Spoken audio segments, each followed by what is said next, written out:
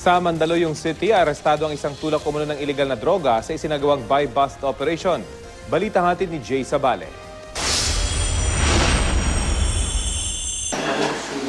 Isang kilo ng hinihinalang marijuana ang nasabat ng Mandaluyong Police at Anti-Vice Unit sa isinagawang buy-bust operation sa General Calentong Street mag-alas 12 ng hating gabi. Naaresto sa operasyon ang umunoy tulak na si Nixon Pandusulan. Ayon sa suspect, binili niya raw sa isang nagngangalang Arnel ang 1 kilo ng marijuana sa halagang 6,500 pesos. Kanya raw itong hinahati at binibenta. Wala raw siyang permanenteng trabaho pero kailangan daw niyang tulungan ang kanyang mga magulang. Yung nanay ko, may maintenance ng gamot.